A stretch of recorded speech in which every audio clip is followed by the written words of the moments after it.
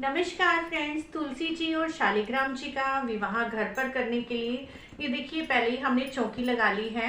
चौकी में हमने लाल वस्त्र के ऊपर हमने तुलसी माता को विराजमान किया है और पीले वस्त्र पर हमने शालिग्राम जी को विराजमान किया है। उसके बाद एक चौकी पर मैंने इसको गेरू से लीप कर सात्विक बना लिया है और यहाँ पर हमने थोड़े से तिल रख दिए हैं और कलश की स्थापना करेंगे। तो सबसे पहले कलश आप जरूर स्थापित करें और गणेश जी को विराजमान कर लीजिए। तो आज के दिन चावल बिल्कुल भी प्रयोग में नहीं लाने, क्योंकि एकादशी पर हम विवाह कर रहे हैं तो चावल बिल्कुल भी ना लाएं। अगर एकादशी की बात कर रहे हैं तो आप चावल रख सकते हैं। तो सबसे पहले मैंने गणेश जी को स्थापित कर दिया है। उसके बाद कलश में डालने के लिए हमने सिक्का, सुपारी, लौंग, हल्दी की गांठ, 4 चीज़ें ले ली है मैंने। सिक्का, सुपारी, हल्दी की गांठ और लौंग। अब ये 4 चीज़ें हम अपने कलश में डाल देंगे। तो ये देखिए, हमने सारे हैं। 5 पल्लव हम अपने कलश में रख देंगे, चाहे तो तोड़ कर रख दीजिए या ऐसे के ऐसे टहनी भी रख सकते हैं।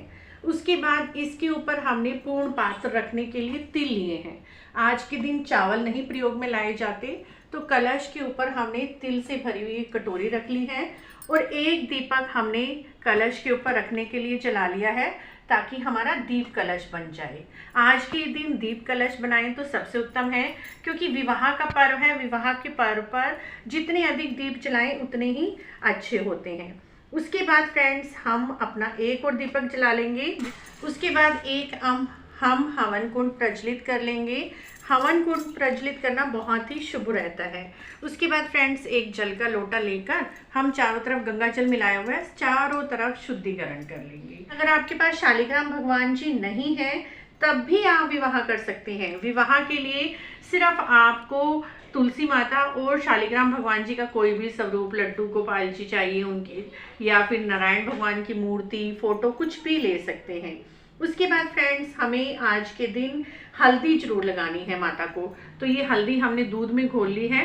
हल्दी का सबसे पहले शगुन करेंगे। हल्दी हम तुलसी माता की डंडी पर लगा देंगे, तुलसी माता के पत्तों पर हल्दी लगा देंगे। हम शालिग्राम भगवान जी को हल्दी अर्पित कर देंगे, क्योंकि शादी से पहले हल्दी जरूर लगाई जाती है लड़का और लड़की को। उसके बाद हम तुलसी जी को मेहंदी अर्पित करेंगे। आज के दिन मेहंदी भी जरूर लगानी चाहिए। अपने हाथों पे भी आप हो सके तो मेहंदी लगा लीजिए। और उसके बाद शालिग्राम भगवान जी को हम थोड़ी थोड़ी सी मेहंदी छुआ देंगे और हल्दी लगा देंगे। उसके बाद फ्रेंड्स, हमें गणेश जी महाराज जी को भी हल्दी लगा देनी है। मेहंदी गणेश जी को नहीं लगानी है, सिर्फ हल्दी लगा दीजिए और चंदन लगा दीजिए। उसके बाद फ्रेंड्स, हमने भगवान माता रानी को चुन्नी चढ़ा देनी है। चाहे साड़ी ले लीजिए या चुन्नी ले लीजिए। तो ये हमने चुन्नी ले ली है माता रानी को चढ़ाने के लिए। तो यहाँ पर मैं चुन्नी अपनी माता रानी को अर्पित कर दूंगी। चुन्नी आप इस दिन अवश्य ही ले और लाल रंग की ले तो अत्यंत शुभ है। उसके बाद एक पीला पटका ठाकुर जी के लिए, तो यहाँ पर मैंने पीली चुन्नी ले ली है ठाकुर जी के लिए भी, शालिग्राम भगवान जी के लिए भी, क्योंकि पीले पटके से ही गठबंधन भी किया जाएगा। गठबंधन कर तो ये देखिए, गठबंधन करने के लिए भगवान जी के पटके में हम 3-4 चीजें बांध देंगे। गठबंधन के लिए फ्रेंड्स, हमने ये देखिए 5 चीजें ले ली हैं। हल्दी, थोड़े से फूल, एक सिक्का, काजू और बादाम। ये हमें भगवान जी के, जब माता तुलसी जी के साथ गठबंधन करेंगे तो उसमें डालना है। और माँ की चुन्नी का एक छोर ले लीजिए और एक भगवान जी के पटके का छोर ले लीजिए। पहले इसमें बांध कर और फिर हम इसको चुन्नी में बांध लेंगे। तो देखिए, पहले इसे अच्छे से सिक्योर करके इसमें बांध दीजिए।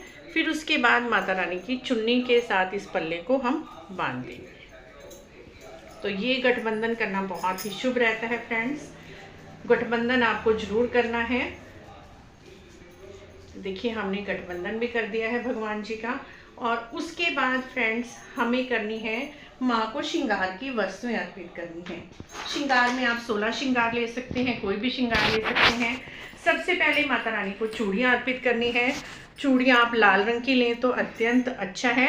और माता रानी की डंडियों पर आराम से हमें ये पढ़ानी है, ताकि माता रानी की डंडियों को कोई भी नुकसान ना पहुँचे। इस तरह से हमें माता को चूड़ियाँ अर्पित करनी है। तो देखिए, हमने माता रानी को चूड़ियाँ अर्पित कर दी हैं। उसके बाद बिंदी लगा दीजिए। तो बिंदी लगाना भी बहुत ही ज़रूरी होता है। तो एक बिंदी लेकर हम माता रानी की डंडियों पर या फिर पत्तों पर हम लगा देंगे। उसके मेहंदी तो हम पहले ही लगा चुके हैं, और काजल वगैरह ये सारा सामान हम छुआकर यहीं पर रख देंगे। तेल, और अगर आपने सोने चांदी की कोई चीज़ ली है तो वो अर्पित कर दीजिए। यहाँ पर मैंने चांदी के बिछवे लिए हैं, तो मैं चांदी के बिछवे भी माता रानी को अर्पित कर दूँगी यहाँ पर। तो देखिए हमने माता रानी को चांदी के बिछवे अर्पित कर दिए हैं। फ्रेंड्स, हम 2 जयमाला ले लेंगे। तो ये एक हमने शालिग्राम भगवान जी के लिए, एक तुलसी जी के लिए है। तुलसी जी से पहले जयमाला को छुआकर शालिग्राम जी को अर्पित कर देंगे, और दूसरी माला शालिग्राम भगवान जी को छुआकर तुलसी माता को हम अर्पित कर देंगे। तो जयमाला भी आपको अवश्य ही करानी है। उसकी जयमाला के बाद फ्रेंड्स सिंदूर लगाना है माता रानी को। सिक्के के साथ 3 बार सिंदूर लगा दीजिए। उसके बाद फ्रेंड्स फेरों की विधि करनी है। फेरे आप चाहे तो यहीं पर घूम लीजिए 7 बार, या फिर आप मानसिक रूप से भाव कर लीजिए। घूमने की जगह हमारे यहाँ नहीं है तो मैं मानसिक भाव कर रही हूँ। अगर आपके पास घूमने की जगह है तो आप कर सकते हैं। उसके भोग अर्पित करना है।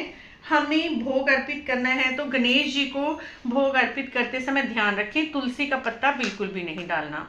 तो ये मैं बिना तुलसी के पत्ते के गणेश जी को भोग अर्पित कर रही हूँ। और ये मिठाई वाला भोग, इसके अंदर हमें तुलसी जी अवश्य ही रखनी है। ये सबसे पहले शालिग्राम भगवान जी को भोग अर्पित करेंगे, माता रानी को भोग अर्पित करेंगे, और इसको यहीं पर हम चढ़ा देंगे। उसके बाद सभी तरह के फल फ्रूट जो भी आपने पूजा में लिए हैं वो भोग स्वरूप अर्पित कर दीजिए। उसके बाद जो भी आपने ड्राई फ्रूट लिए हैं उससे माता रानी की गोद भरनी है। गोद भरने के लिए माता रानी की चुन्नी का एक पल्ला ले लीजिए, और उसमें आपको 5 बार, दोनों हाथों से 5 बार इस तरह से गोद भरनी है, जैसे नई दुल्हन की भरी जाती है। 2 3 4 और 5। ये गोद आपको उस लड़की को दे दीजिए जिसको संतान प्राप्ति की इच्छा है। उसके बाद ये गोद आप उस लड़की की गोद में, मान लिया आप अपनी गोद में डलवा लीजिए। इस तरह माता की गोद लेने से जल्दी ही संतान की प्राप्ति के योग बन जाते हैं। जिन्हें संतान प्राप्ति की इच्छा है वह इसे अवश्य ही करें।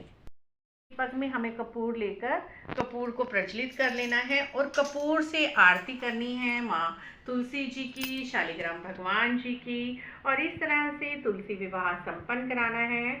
और अपनी गलतियों के लिए अगर कोई भूल चूक हो गई है उसके लिए आपने क्षमा याचना करनी है और दक्षिणा अर्पित करनी है।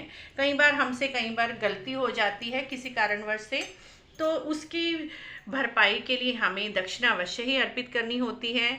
इस तरह से मित्रों तुलसी जी का विवाह संपन्न किया जाता है। आपको भी तुलसी विवाह की सरल विधि कैसी लगी? अगर अच्छी लगी है तो आप हमारे चैनल को इसी तरह की और जानकारी के लिए जरूर सब्सक्राइब करें, लाइक करें, वीडियो को शेयर भी करें। राधे राधे दोस्तों, जय तुलसी माता, जय शालिग्राम भगवान।